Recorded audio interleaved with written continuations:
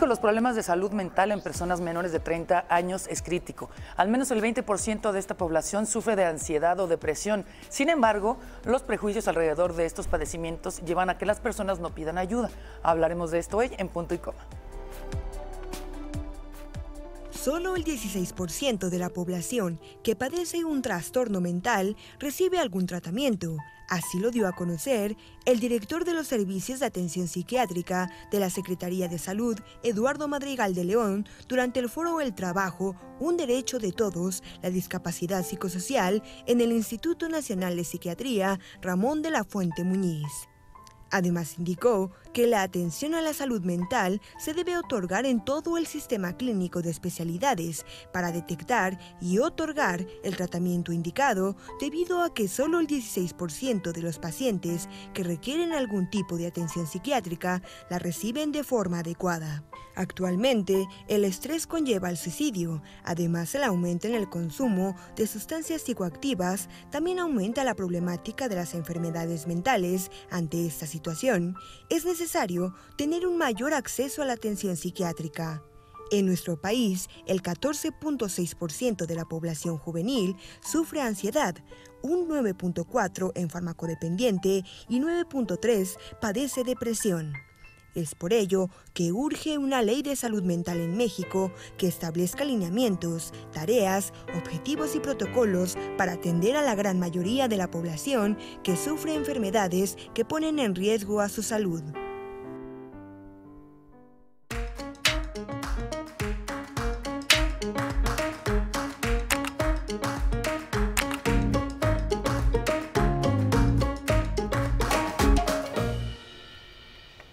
Le damos la bienvenida a Punto y Coma, soy Mariana H. y está mi compañera Pau, como siempre, ¿cómo estás? Muy buenas tardes a todos, pues sí tenemos un tema muy interesante, los manicomios, que además ese término ya está en desuso, ahora se llaman centros de salud mental, que aparte es como un tabú, como que nadie quiere aceptar, nadie quiere hablar, está relacionado como con la locura, con enfermedades mentales y nadie quiere aceptar justamente que podría tener algún tipo de esta enfermedad. Vamos justamente a desmitificar todo lo que está alrededor de la enfermedad, de los tratamientos, y para eso nos acompaña el experto, el doctor Ricardo Mora, él es psiquiatra. Gracias por estar con nosotros, Ricardo. ¿Qué tal, Mariana, Paulina? Buenas tardes al auditorio.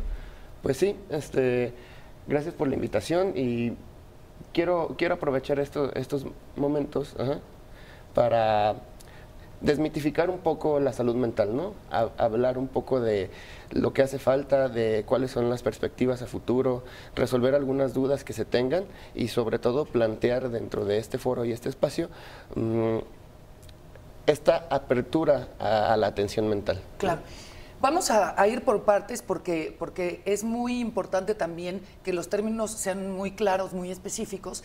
Entonces, ¿qué es lo que hace que una persona necesite un tratamiento dentro de un hospital psiquiátrico? Porque hay mucha gente que padece ansiedad o depresión o X cosas y a lo mejor nada más tiene que ir a una consulta con un psiquiatra y se diagnostica. Pero ¿qué es lo que hace que realmente tengas que llegar a las facilidades psiquiátricas? Bueno, tendremos que dividir la atención en dos formas, ¿no? Una que es la atención ambulatoria, que precisamente todos los centros de salud mental la ofrecen. Esa es la más común, es decir, yo llego, solicito una consulta y se me maneja en mi domicilio y tengo consultas programadas, ¿no? Todos los centros de salud mental tienen atención ambulatoria. Y la segunda sería, supongo a la que se refiere usted, Mariana, que es la hospitalización en un centro psiquiátrico. Sí. No todos los centros psiquiátricos tienen atención intrahospitalaria. Pero bueno, dada la pregunta, creo que lo que usted busca es qué pasa o por qué necesito estar hospitalizado. Básicamente son cuando hay alguna alteración de la conducta. Yo puedo estar deprimido, pero no me genera una conducta aberrante o no dejo de hacer mis actividades, ¿no? Yo estoy ansioso, pero no me salgo corriendo a la calle y me expongo a que me atropelle un automóvil. O puedo estar psicótico, con ideas homicidas, pero no hago nada. ¿Sí? O estar paranoide, pero no estoy todo el tiempo vigilando y no estoy tapando mis ventanas. Entonces, cuando hay una alteración de la conducta derivada de un trastorno psiquiátrico, es cuando se debería llevar una atención intrahospitalaria, sobre todo si pone en riesgo la integridad del paciente o de terceros. Ahora, doctor, hablando de los pacientes específicamente, el hecho de aceptar de que las mujeres podamos pasar por etapas de ansiedad, estos episodios también que nos comentaba de ideas suicidas, ¿cómo podemos aceptarlos si es que alguno de los que nos está viendo en nuestro público también tiene alguno de estos síntomas? Y cómo tratarlos, porque además son personas que a lo mejor ya se sienten estigmatizadas, etiquetadas por la sociedad y que muchas veces incluso pues se niegan a pedir ayuda. O también como familiares, ¿cómo podemos reconocer algunos tipos de síntomas para ayudarlos? Bueno, mira, específicamente como familiares creo que lo que se debe de observar es que no haya una disfunción en alguna de las esferas, ¿no? Si yo veo que mi familiar está disfuncionando, por ejemplo, y lo inicial sería en la familia, es decir, ya no está atendiendo a las actividades familiares, se le pide, no come con nosotros, ¿no? Empieza a estar irritable, sería una primera alarma. La segunda alarma sería una disfunción social, es decir, ya no tiene las mismas actividades que tenía con sus amigos, y otra, y muy importante, sería la disfunción laboral o escolar, ¿no? Dependiendo del caso del paciente. Entonces, cuando hay una disfunción en alguna de estas áreas es cuando nosotros debemos empezar a sospechar que se requiere una atención, ¿no? Que podría ser, si lo hacemos con antelación, solamente ambulatoria, ¿no? No requeriría un... Ahora, cuando ya hablas de conducta suicida, pues creo que ahí sería como un punto y aparte, ¿no? Pero el chiste es no ver si hay alguna disfunción en alguna de las esferas. Ahora, ahorita estamos hablando de pacientes que con suerte tienen una familia, que tienen a alguien con un conocimiento que los lleva a pedir ayuda. Pero ¿qué tal si el paciente pues, ya lo abandonaron? Si está por ahí, como sucede en muchas casas, que es muy triste, pero tienen ahí al enfermito encerrado en un cuarto. ¿Qué se puede hacer con eso? Porque la gente no tiene el conocimiento y a lo mejor piensa que van a estigmatizar a toda la familia, o piensan que es muy, muy caro poder mantener a un paciente así. ¿Qué les podemos decir a estas familias? Pues principalmente que busquen ayuda en el centro de salud más cercano. Regularmente en los centros de salud en el área del DF varios cuentan con un psiquiatra, okay. ¿Sí? Con un psiquiatra donde él puede referir si así es el caso. Si están en el interior de la República, pues también el primer paso es ir a atención médica, ¿no? El médico general también, muchos tienen alguna capacidad para referir, si así fuera necesario, a un psiquiatra. Dentro de esta cuestión del estigma de la familia, pues va también el estigma social. Sí. Entonces, pues este espacio lo que nos está dando es eso, tratar de romper ese estigma, ¿no? Tratar de hablar del tema, de que se dé atención y de que se elimine de cierta forma esta idea, pues incluso ya de hace 100 años o medieval del enfermo mental, ¿no? Sí. Hay muchas dudas que tenemos todavía, ¿no? Claro. El paciente esquizofrénico, el deprimido, el paciente que a lo mejor ya no tiene solución, simplemente tiene que estar medicado, un montón de cosas. Y bueno, vamos a ir poco a poco haciendo las preguntas a nuestro invitado. A consecuencia del paso de los años, los hospitales psiquiátricos han recibido una fama terrible sin conocer las labores que realmente se realizan ahí. Parte de lo que ha influenciado de manera importante ha sido el cine, principalmente las películas de terror o los thrillers que hablan de estos lugares como verdaderas casas de tortura. Entre los muchos mitos que rondan en torno a estos sitios son que hay paredes acolchonadas, los pacientes están con camisas de fuerza o encadenados, malos tratos a los pacientes también, bueno, muchas veces se piensa que se quedan para siempre, que los tratamientos son agresivos y dañan más de lo que pueden ayudar. Todos los pacientes están en contra de su voluntad, es otro de los mitos, pero sobre todo que son manicomios o asilos y bueno, por el contrario, en estos lugares se ofrece apoyo profesional para mejorar la calidad de vida de los pacientes. ¿Y quién mejor para que nos desmitifique estas aseveraciones? Es que se encuentra con nosotros el doctor Ricardo Mora, quien es psiquiatra. Y justamente, doctor, en esta parte de los mitos, ¿cuáles son los factores que pueden pues, provocar una enfermedad mental?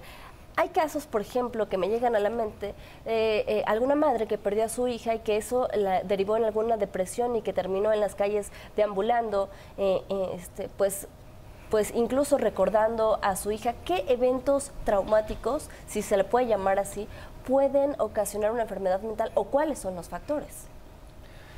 Bueno, pues antes que nada, dentro de la medicina en general, primero tenemos que descartar que haya una enfermedad neurológica de base, ¿no? O una enfermedad metabólica. Recordemos que a final de cuentas el sistema nervioso central, pues es un órgano que es vulnerable y puede ser afectado por N cantidad de enfermedades que sean como tal metabólicas u orgánicas, vamos a llamarle así, ¿no? El punto primero para desmitificar o definir la naturaleza de la enfermedad sería esa. Primero, descartar una causa neurológica como el origen. Generalmente esto sucede de manera aguda, ¿no? Cuando son causas neurológicas o metabólicas, es rápida la progresión a los síntomas psiquiátricos, cosa distinta a una enfermedad psiquiátrica. Regularmente una enfermedad psiquiátrica es crónica, va a tener una presentación muy clásica, va a empezar a haber cambios conductuales paulatinos de inicio, como en medicina llamamos subagudo, es decir, de meses a incluso años, que pueden ser derivadas, como dices tú, por una situación de estrés, por un duelo no resuelto, por a lo mejor una intoxicación por sustancias que detona una enfermedad psiquiátrica o mental y después ya se cronifica. A ver, perdón que te interrumpa, pero sustancias, es decir, si te metes cocaína o tiner o alcohol o algo, lo detona, es decir, ya traías algo y esa ingesta te lo detona o te lo provoca. ¿Sí me explico? Hasta ahora se ha visto que puede acelerar el proceso de la enfermedad, es decir, ya había una vulnerabilidad genética para que uno tuviera este brote o esta... Vamos a irnos un poco a un tema que no sea tan... que no mitifique tanto la situación, ¿no? Ajá. O sea, un consumo crónico de alcohol puede generar depresión. Depresión. ¿No? Por ejemplo, o puede desatar crisis de ansiedad bastante severas en el contexto de la abstinencia. Sí. ¿Ok? Entonces, no toda la gente que consuma alcohol de manera crónica se va a deprimir, pero si la persona es vulnerable a deprimirse con alcohol, pues le va a pasar, ¿no? Lo mismo si es una cuestión de sustancias psicoactivas, pensando en la psicosis, ¿no? O sea, y hay puntos en la vida, edades, que todavía el cerebro es más vulnerable, ¿sí? Hay una situación que se llama poda neuronal, que hay al inicio de la vida. Básicamente, si nosotros creciéramos con la misma cantidad de neuronas que se forman en el embarazo, necesitaríamos una capacidad craneana de 3 veces. Entonces, el cerebro debe de matar neuronas en distintas fases de la vida. Y la última es en la adolescencia. Si en la adolescencia empieza a haber un consumo grave de sustancias y se junta con la poda neuronal, las probabilidades de desarrollar una enfermedad mental se aumentan. Y que es la edad en que empezamos, obviamente, a experimentar con cualquier cantidad de cosas, ¿no? Yo tengo de hecho, tengo 2 amigos que justo eso, un poquito después de la adolescencia, cuando empezaron a meterle a todo, uno terminó en San Fernando, ¿cuál es? Fray Bernardino. Fray Bernardino. Exacto, porque sí, y mucha gente con este mito, ¿no? Ahí es que se droga y por eso se volvió loco. A ver, por eso era mi pregunta. Hay que quitar también, no estoy diciendo que hay que drogarnos, estoy diciendo que no, como lo está explicando nuestro experto, no es que fumó mota y entonces se volvió loco. No, es que traía una condición previa y esto lo detonó justo en esa etapa. Pero bueno, ¿qué ibas a decir, Pablo? Ahora, justo, ¿cuáles son los métodos? Es decir, primero, retomemos, el camino para llegar a un psiquiatra es consultar a un psicólogo, posteriormente, bueno, por lo que yo sé o lo que hemos entendido y sabemos, es que el psicólogo no te puede medicar. En caso de que necesites medicamento, vas con un psiquiatra. Después el psiquiatra, si ve que tienes algunos síntomas pues más severos, supongo que te mandará a internar en un centro psiquiátrico, en un centro de salud mental. ¿Cómo son los métodos? Porque otro de los mitos, doctor, es que se les aísla a estas personas, esto que mencionábamos al principio, que las paredes son acolchonadas, que se les amarra, o sea, ¿cuál es el verdadero tratamiento para pues desmitificar esto? Pues mira, en realidad esos métodos que mencionaban al principio, pues sí están en desuso. Las camisas de fuerza ya no se utilizan, los cuartos aislados, acolchados tampoco, ¿sí? Los internamientos actualmente, el nuevo modelo en psiquiatría, se trata de que sean internamientos cortos, de no mayor a 21 días, O sea, actualmente una hospitalización larga en un centro psiquiátrico, en un hospital psiquiátrico, es de 2 meses. 2 o 3 meses ya los directivos se están preguntando qué está pasando con ese paciente. Y el paciente se convierte en un paciente de manejo difícil, ¿sí? No se les aísla. La manera de controlarlos generalmente es primero por contención verbal. Primero se trata de hablar con el paciente, ¿no? Si eso, muchas veces responden solo con contención verbal. La segunda es aplicación de medicamento. Y la tercera y última es sujeción gentil física. ¿Qué es eso? Los sujetamos a las camas. Pero hay que estigmatizar eso. O sea, en la cirugía sujetan a los pacientes, ¿sí? Porque si tú te levantas malo por la anestesia y te están operando o sucede algo, pues te pones en riesgo, ¿no? Claro. En terapia intensiva se sujetan a los pacientes, porque se pueden quitar las ondas, y nadie lo ve como una cuestión de tabú. En esas dos situaciones, pues nosotros hacemos lo mismo en un hospital. Claro, aparte hay a veces pacientes que son muy violentos, entonces están poniendo en riesgo su salud y también la de los demás. Entonces ahí sí, yo he visto videos en YouTube de pacientes muy violentos, ¿no? Entonces ponen en riesgo a los doctores, a los otros pacientes, a ellos mismos, porque se quieren ahorcar y cosas así. Entonces, sí hay una situación de extremo en donde sí se tienen que sujetar, ¿no? Pero es la última medida, ¿sí? Para eso ya habló uno con el paciente, ya aplicó medicamento, ya dio tiempo de ver si funcionaba el medicamento, y si no se puede, pues se tiene que proceder a la tercera, ¿no? Que es sujeción gentil. Y generalmente están programadas para 1 hora. No es que el paciente dure sujeto todo el día, ¿no? Doctor, ¿una persona enferma mental es perjudicial para la sociedad? En este momento se me ocurre el caso de Charles Manson, que acaba de morir, por cierto, ayer. Una persona mental que no lleva un cierto tratamiento, que no se le detecta, ¿es pues nociva para la sociedad? Pues mire, ahí entra otro tema ya en cuestiones legales. O sea, va a ser nociva para la sociedad en caso de que sea una persona agresiva, sí, pero también si está fuera de sí, él no puede ser imputado, ¿sí? O sea, entonces ahí, ¿quién es el nocivo? ¿El paciente o los responsables de ese paciente que no está en contacto con la realidad, ¿no? ¿Sí me explico? El caso de Charles Manson es completamente aparte, porque él era una persona que estaba lúcida, tenía un trastorno psiquiátrico, sí, pero el único trastorno psiquiátrico que sí se presenta es aumenta la cantidad de años, que es el trastorno sociopático de la personalidad. Y esos pacientes, que son pacientes, pues la única manera que la sociedad ha tenido para controlarlos es en las cárceles. Eso es un punto y aparte, ¿no? Pero un paciente psiquiátrico que no sea un trastorno disocial no tiene por qué ser una amenaza para la sociedad, ¿no? Tiene que llevar tratamiento, y si llegara a pasar algo, en realidad el paciente tenía capacidad de saber, pues no. Ahí está fallando otra persona. Ese es un punto súper interesante, porque muchas veces argumentan, ¿no?, demencia, y entonces a muchos criminales, argumentando demencia, les reducen la condena o los absuelven o un montón de cosas. O los transfieren incluso, ya no los mantienen en un reclusorio, sino en un psiquiátrico. Exactamente. Entonces, en el caso, por ejemplo, de los sociópatas, me gustaría que nos explicaras un poco cuál es este trastorno, porque lo poco que tengo entendido es que no experimentan culpa, ¿no? O sea, no tienen esta parte ética de decir, esto está mal, no lo voy a hacer, no voy a matar a 3 personas, porque eso no se hace, ¿no? Y lo hacen y no experimentan culpa. ¿Se acuerdan de El Mochaorejas, esa primera entrevista que dio? Que el güey estaba así, pero sin la menor manifestación de emociones. Entonces, quiero que nos aclares, doctor, si eso es un poco la sociopatía. Y en caso de estos pacientes, ¿cómo es un tratamiento para que experimenten qué? Porque ahí sí es, ni modo que te dé una píldora para que sientas culpa, ¿o cómo es?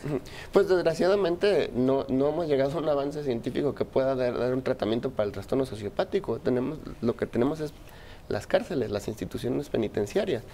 Digo, y a lo largo de la sociedad, pues esto ha cambiado. Pongámonos en la Edad Media, un sociópata probablemente era un rey, ¿no? Claro. Que conquistaba y que se subía al caballo y que cortaba cabezas. Exacto. Y era la persona más valiente del mundo, e incluso ahora.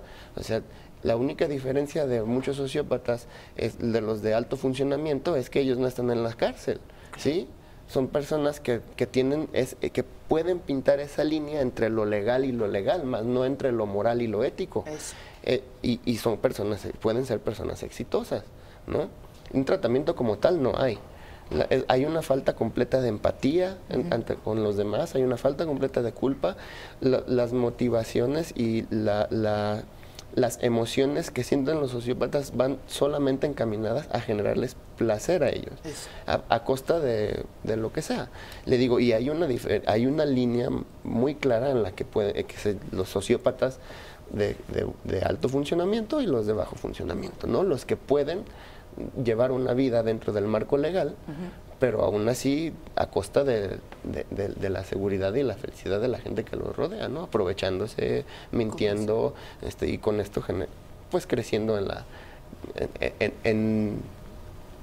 en su entorno, ¿no? Social, laboral, etcétera. Pues seguimos hablando de las enfermedades mentales, doctor, y también cómo tratarlas, por supuesto también de los centros de salud mental, pero El tratamiento psiquiátrico consiste en evaluar los trastornos que pueda presentar cada paciente.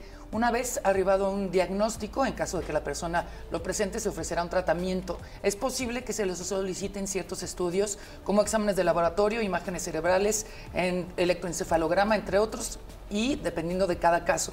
Es necesario implementar un tratamiento farmacológico probablemente y el abordaje interdisciplinario con otros profesionales de la salud.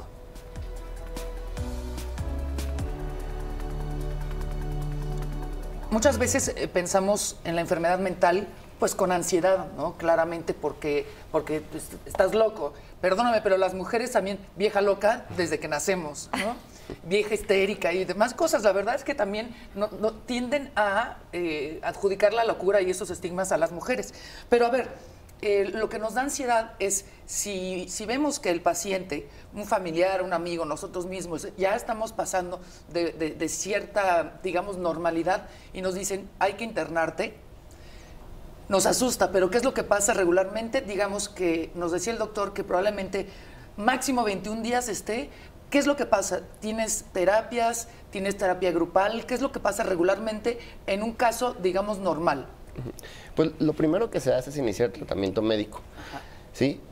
La ventaja de una hospitalización es que podemos ser mucho más agresivos en cuanto a las dosis y en cuanto a las combinaciones de los medicamentos, porque tenemos al paciente vigilado, ¿no? Entonces, esa es la ventaja principal del internamiento.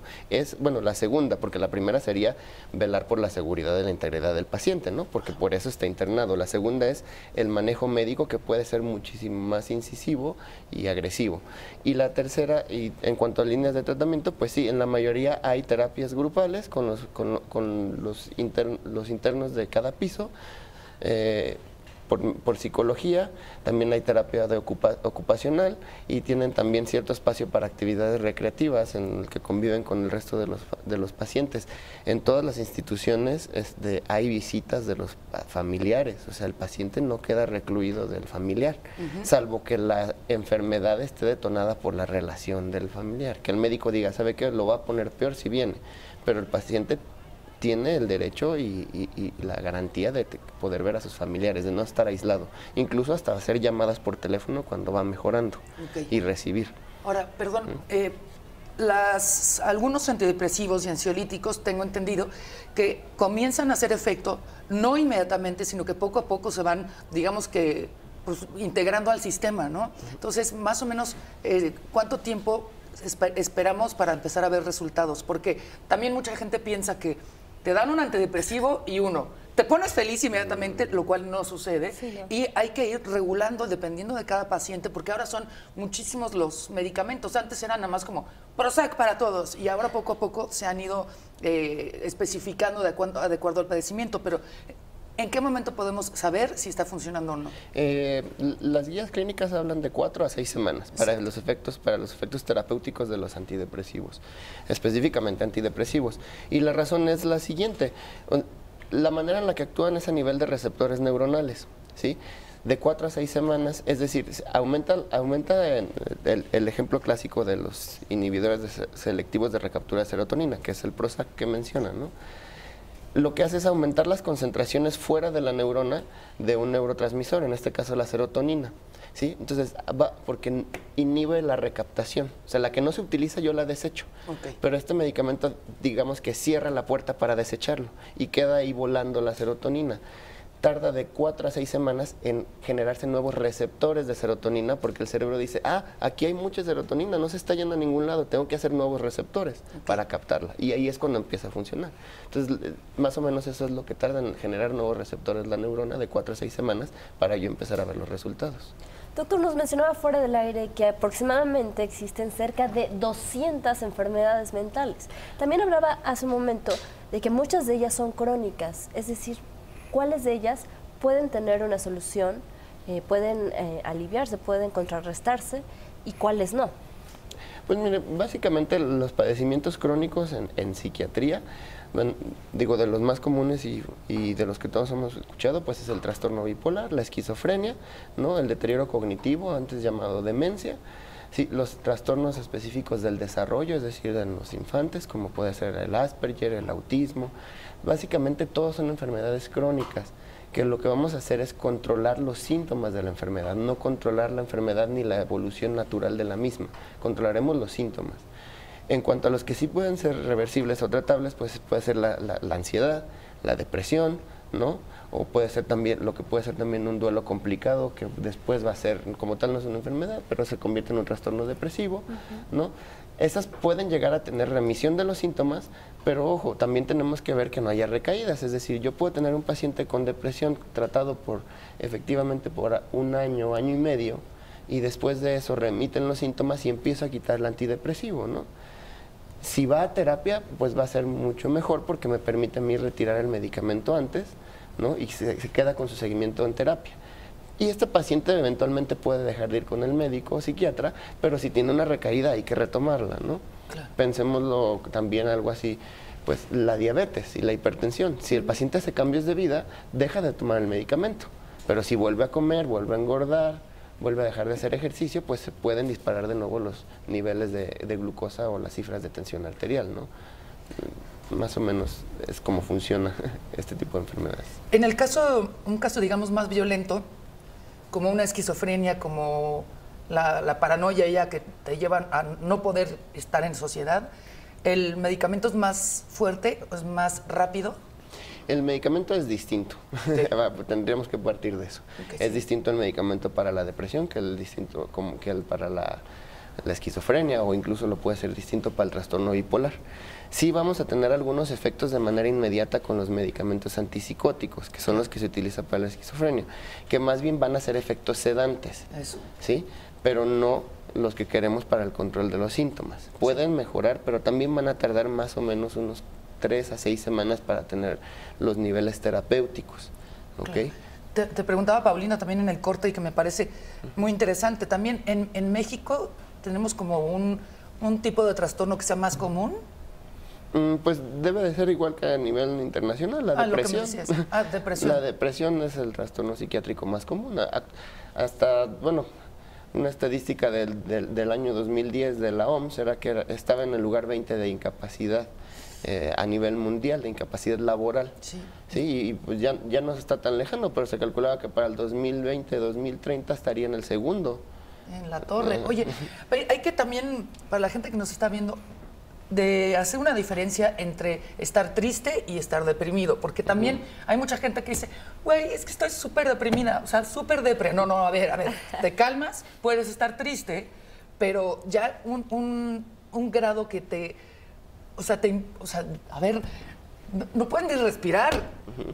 Es como, estás en un estado en que si yo te digo, ten tus hojas, ¿por qué? O sea, cualquier cosa que te pase, cualquier recuerdo, cualquier cosa que, por mínima que sea, dices, es que neta no puedo. Y ya no puedes ni ir a trabajar, no puedes relacionarte con las personas como antes. Es un rollo muy, muy distinto. Y ojo, que pases por una época de depresión es válido y te pueden medicar y no quiere decir que seas depresivo. Pero, o sea, a ver, ya me confundí. Una cosa es una tristeza lógica. Otra cosa es un periodo de depresión por X duelo, por X situación, que puedes saltarla con medicamento y terapia. Y una tercera cosa es un paciente con depresión crónica. ¿Está en lo correcto? Está en lo correcto. De hecho, la tristeza es solamente un síntoma de la depresión. ¿sí? ¿Cuáles Ese es un otros? síntoma. Pues otro síntoma podría ser las alteraciones del sueño, la Sí. gente duerme más o duerme menos, la gente come más o come menos, fluctuaciones del peso también es otro síntoma de depresión, las alteraciones cognitivas, la memoria, la atención se ve alterada también, esos son otros síntomas, la irritabilidad es otro síntoma, ¿sí? Que también la gente se molesta, y la anedonia, por ejemplo, la pérdida de capacidad de sentir placer, de disfrutar las cosas que antes te gustaban, también es otro síntoma. Sí, o sea, la depresión es un síndrome y es como todos los síndromes es un conjunto de síntomas la que lo conforman. Ahora, en cuanto a lo importante que iba a ser la temporalidad. Eso. La temporalidad es el síndrome o los síntomas deben de completar cierto número de síntomas y estos deben de estar presentes por más de 2 semanas. Entonces, imagínense, si alguien se siente triste durante el día, pues para nada va a ser un cuadro depresivo. Yo siempre trato de decirles a mis pacientes, pues no podemos estar todo el tiempo con un estado de ánimo plano, eso es una máquina. Si yo veo una película que es triste, me tengo que poner triste, para eso se dirigió. ¿Sí? Si yo veo a un niño que está en la calle pidiendo dinero y que a legua se ve que lo están explotando, pues me voy a sentir triste. Claro. No tengo que pasar campante por la vida todo el tiempo, sintiéndome ecuánime, sintiéndome con un estado afectivo plano, porque pues eso no es la vida. Las emociones las tenemos que ver y observar y organizarlas. ¿Sí? Y reconocerlas como nuestras. Entonces, el tiempo es los síntomas, el conjunto de síntomas es el otro, importantes para hacer el diagnóstico de depresión. Ahora, no, ahorita no quiero interrumpir, pero es que sí, es cierto, y de pronto, yo por ejemplo, me voy a balconear como siempre, pero yo me sentía como muy salsita porque yo estuve en terapia muchos años. Después también estuve en una relación muchos años, corto es un divorcio, ¿no? 10 años no es... Y yo decía, bueno, pues estoy triste, muy triste. Pasó 1 mes, 2 meses, 3 meses, 4 meses, 5 meses, 1 año, y yo decía, pues es que es lógico. Y entonces fui a una psiquiatra y me dijo, a ver, mamacita, no, esto ya no es normal. Y ya me dio un tratamiento y ya, o sea, digo, pasan muchas cosas, pero el asunto es que sí, yo que soy la que más digo, no, es que atiéndase, ve... Luego ni siquiera lo hacemos, ¿no? Entonces sí es importante. Y bueno, no digo que soy la persona más feliz del mundo, pero me medicaron y salí. Ya, perdón, ¿qué ibas a hablar del preguntar? estrés, justo. Para los que vivimos en ciudades caóticas, que puede ser, por ejemplo, Guadalajara, Monterrey, Ciudad de México, ¿el estrés puede desencadenar algún tipo de enfermedad mental, doctor?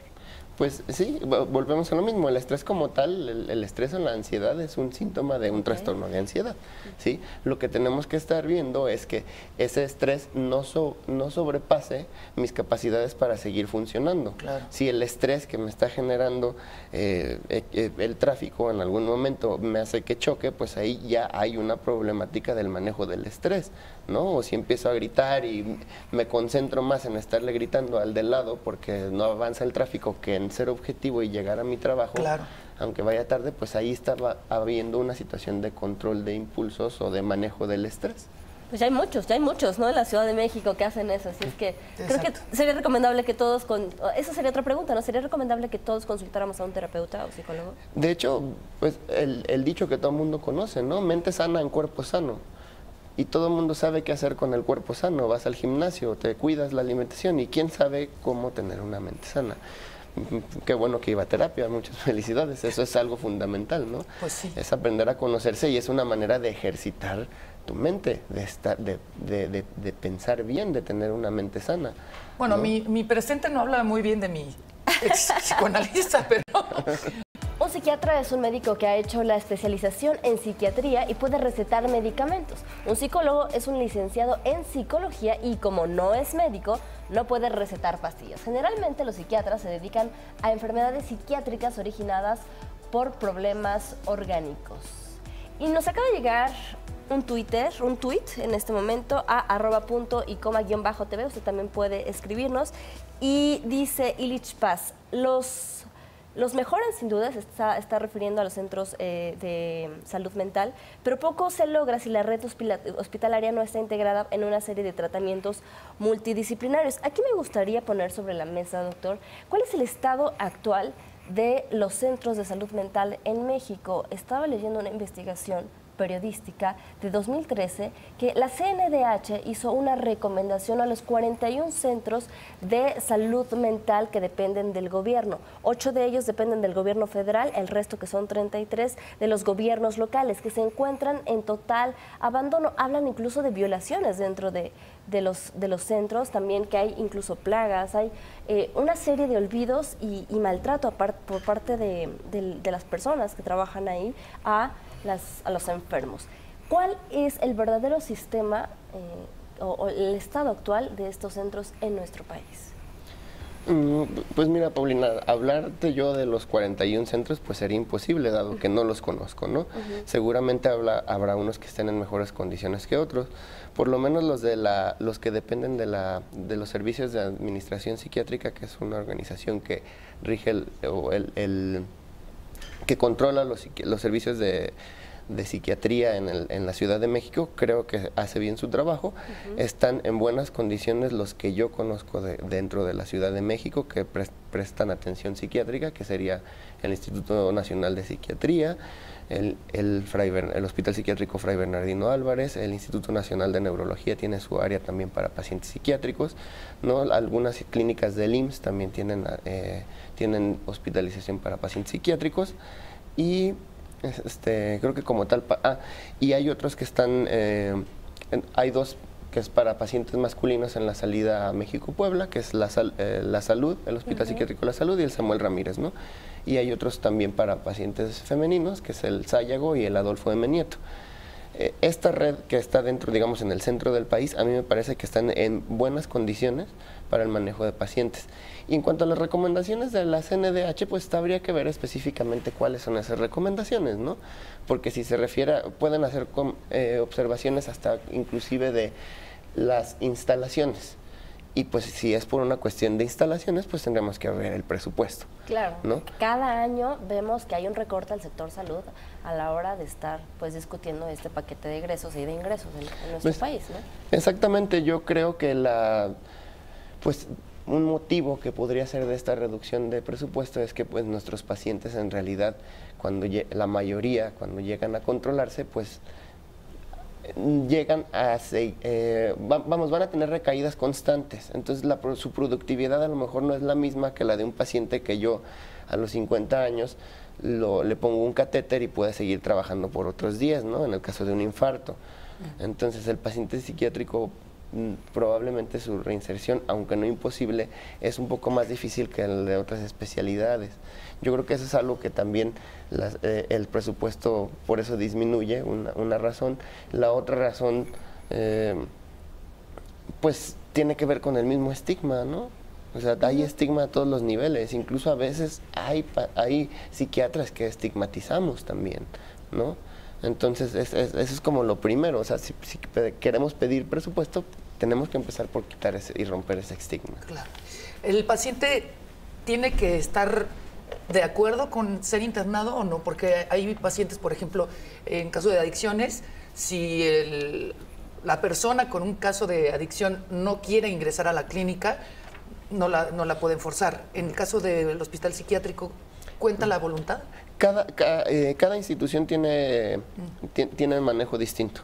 Hay algunas en las que sí tiene que ser el internamiento voluntario, hay otras en las que no, hay otras en las que dependiendo de la patología mental tiene o no que ser voluntario. Claro, ¿sí? Y hay veces que no está en condiciones de tomar una decisión. Exacto. En esos serían los que sí se procede al involuntario. En el caso específico de las adicciones, sí. Incluso no nada más hablamos del internamiento, hablamos del tratamiento. La gente que maneja adicciones, muchos no tratan al paciente si el paciente no quiere ser tratado. Exacto. O sea, ya ni siquiera internarlo, ni siquiera verlo solamente. Sí, eso sí. Hablaba también de la reinserción social. ¿Qué pasa después de que ya reciben un tratamiento, de que ya fueron estigmatizados por la sociedad y que incluso la gente podría decir, ay, no confíes, no, porque estuvo internado? ¿Qué pasa? Pues legalmente no hay nada no hay algo que excluya a un paciente psiquiátrico de poder continuar su vida laboral, escolar, ¿no? O sea, en realidad ahí habría que ver la normativa y las leyes si entra dentro de una cuestión de discriminación y si hay algo que las autoridades puedan hacer. Digo, a final de cuentas no debería, si el paciente está controlado, puede llevar una vida laboral Claro. a lo que se dedicaba, ¿no? Pero digamos que yo estuve internada y con un caso de esquizofrenia y entonces me sometí a un tratamiento. ¿Tú me puedes dar una especie como de justificante o no sé cómo se llame, así decir, de diagnóstico, digamos, decir, la paciente estuvo internada, tiene tratamiento y es funcional? Sí, claro, pues un informe médico, un resumen médico, ¿no? Claro. Y en el que se especifique si hay o no algún riesgo y en el que se especifique también cuáles son las capacidades del paciente, si así lo requiere, por una cuestión laboral, ¿no? Uy, es que es súper interesante porque a la fecha todavía, si vas al psiquiatra, ¿que estás loca o qué? Sí. No estoy loca, voy al psiquiatra porque tengo cierta condición o porque tengo... Y a la fecha todavía el simple hecho de ir a una terapia psicológica o psiquiátrica tiene el estigma. Imagínate si sales del Fray Bernardino, si te van a decir, no, pues este sí está mal, pero el doctor nos está diciendo que no es necesariamente así. Pues no, y también hablando de como el camino que se debe seguir, como decía Paulina, bueno, primero vas con el psicólogo decide si te manda al psiquiatra. No siempre tiene que ser así. Incluso hay pacientes que por la gravedad del cuadro, primero tienen que ser tratados médicamente para que puedan después integrarse a una terapia psicológica. Hay pacientes que no pueden estar en una terapia psicológica si no son medicados primero. O sea, el camino, como en cualquier situación de medicina, depende del paciente. Claro. O sea, cada paciente es distinto. Entonces, pues no podemos trazar un camino del que sea, ¿no? Hay pacientes que de facto tienen que ir con un psiquiatra. Y el psiquiatra en algún momento después de tratar le dirá, bueno, pues ya ahora sí puedes tener una terapia psicológica, ¿no? Estás listo para empezar una terapia psicológica. Por lo pronto parece que nuestra mesa está ayudando a revertir esta imagen negativa que tenemos de los centros de salud mental, porque hacemos todos sus comentarios y sugerencias que nos hacen a través de nuestra cuenta de Twitter, @puntoycoma_tv. Por ejemplo, Marisa González nos dice, hay que reconocer cuando uno necesita ayuda y si se siente uno no avanza. Y si se siente que uno no avanza, bueno, pues hay que justamente acercarse a un especialista. Hablábamos acerca, fuera del aire, sobre los efectos secundarios que puede dejar el uso de los medicamentos, Mariana. Exactamente, los medicamentos para atender problemas mentales crónicos o no, porque si son crónicos se estará hablando de que tienen que tomarlos toda la vida. ¿Hay algún efecto secundario? ¿Pierden su efectividad después de un tiempo? Pues no deberían de perder su efectividad, ¿no? En teoría no, lo que podría estar pasando es que el paciente está teniendo recaídas de los síntomas, entonces hay que controlar la dosis. En realidad no deberían de perder su efectividad a lo largo del tiempo. Y ahora, en cuanto a los efectos secundarios, pues sí, como todos los medicamentos y todo en medicina vamos a tener algún efecto secundario, por eso es importante el seguimiento, ¿no? Tenemos que estar monitorizando la función hepática, la función renal, son los que tenemos que estar checando, la función tiroidea, dependiendo del medicamento que demos y la respuesta del paciente es lo que tenemos que estar checando para no generar efectos secundarios. Ahora, lo más importante, de ninguna manera el efecto secundario va a ser peor que el no tratarlo. Claro, claro. ¿Sí? O sea, incluso hablando solamente de deterioro cognitivo, por ejemplo, ¿no? Sí. O de situaciones que vayan directamente a lesionar el cerebro, las enfermedades mentales y las recaídas se ha visto que tienen más efectos si no se tratan que si son tratadas. Y una cosa súper importante es que el doctor es el que receta, dependiendo del padecimiento, pero hoy en día ya hay muchos medicamentos que se venden sin receta y es bien importante que estén asesorados con un doctor y otra, que no suspendan la medicina de tajo, porque entonces viene también como que repatea la enfermedad o los síntomas, no digo que de todos, pero sí en el caso de algunos antidepresivos que se pueden vender en farmacias sin receta. Hay gente que piensa que por eso ya no es tan complicado, no es tan pues dura la medicina y sí es peligroso, ¿no?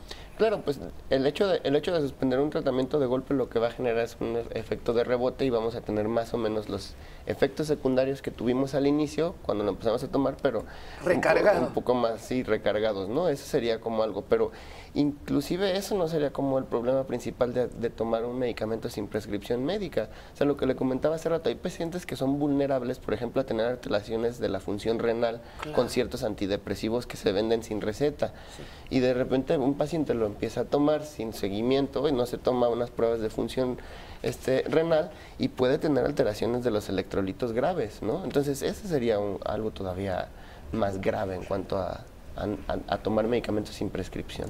Doctor, estamos en la recta final del programa, pero rápidamente, ¿cuáles serían algunas recomendaciones para las familias para que no minimicen ni tampoco se sientan estigmatizadas de las personas enfermas?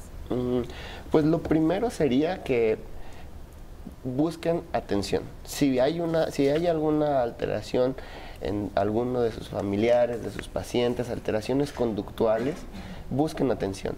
Ahora también no podemos tener el pretexto de es que él así es. No. Es que él nunca trabajó, él nunca, o sea, pero no está bien, ¿no? No está bien que, sí, así ha sido siempre, pero no está bien. Busquen atención, no se sientan estigmatizados, ¿sí? Para eso nos dedicamos, es lo que nos gusta ver.